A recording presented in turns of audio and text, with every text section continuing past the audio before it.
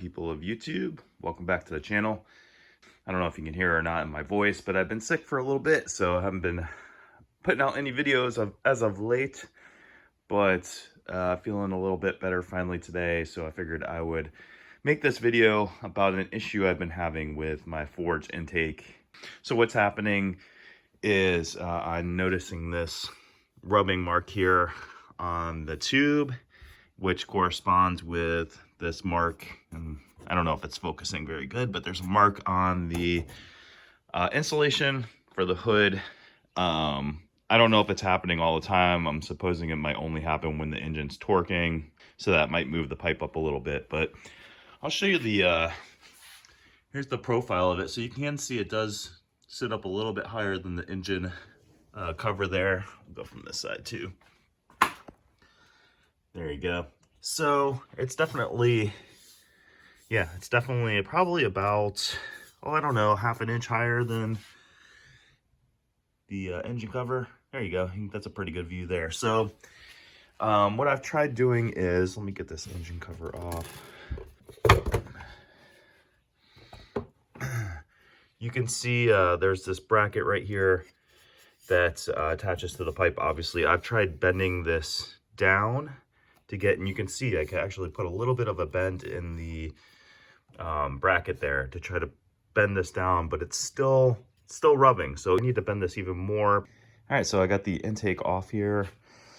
There you can see the rubbing on top that I was talking about, and what I've had to do on this forge intake in order to get it to not rub on the top is I've had to bend the bracket, as you see here, so kind of now dips down but flattens off on the top where it attaches to the engine over here.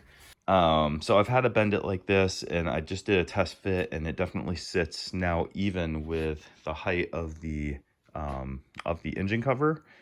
So I just wanted to show you guys the bend. So if you do have a forge intake, let's see if I can do it. This is kind of going head on. Let's get it so a little bit more light here.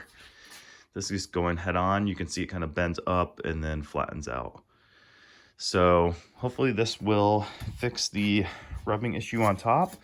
Now I did want to kind of give my impressions on this intake now that I've had it for, you know, however many months I've had it, and I'm dealing with stuff like this.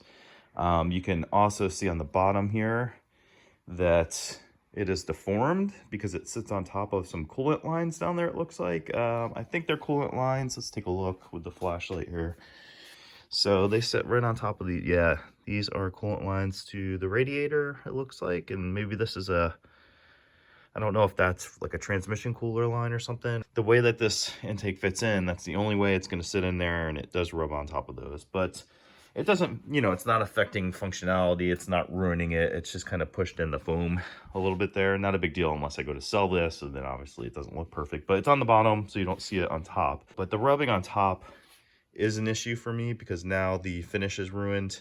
So what I'm going to have to do is do the gold wrapping on this, I think. I did hear that it does. Some people do swear it makes a difference in heat soak. So if I'm trying to get the most power out of my engine, I might as well just do it. So I'll show you guys how I do that when I wrap it, because you do have to do it a special way so that it looks good and doesn't get all crinkly.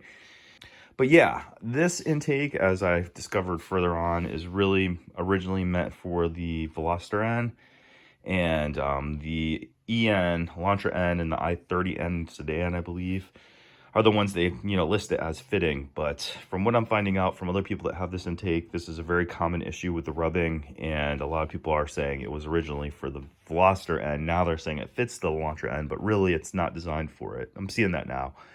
It really, like I said, just takes a couple bends in that bracket, but the filter hitting the bottom still too is an issue. So if you guys are going to buy this intake, just know it's not going to be perfect. It's not going to be a perfect fit, but the sound of this makes it worth it. So I'm not getting rid of it or anything like that. I'm going to try to make it work again with the gold wrap. Now this kind of sucks that I have this mark on my engine cover there. I don't know what I can do about that, but that kind of stinks to have that up there. Anyway, so I just want to show you guys how the bracket was, like I said, so that if you have this intake, and you need to fix the rubbing, you can try to do what I did. Let me get it on and I'll show you how flush it is with the top of the engine cover now. I got the intake back on. I'm going to show you now in profile where the pipe sits. You can see it's pretty much even with the engine cover now. Maybe just a hair higher, but pretty close. A lot closer than it was. I mean, it was definitely like at least a ½ inch higher. I'm happy with this. I think this is going to stop the rubbing. Like I said, just want to show you guys this, give you my final thoughts on the Forge, that I love it, but it does have some issues as far as fitment goes. But if you can live with that, then this is definitely still the intake to go with. Sounds amazing. All right, if you guys have any questions, comments, leave them in down below. Till the next one, peace out.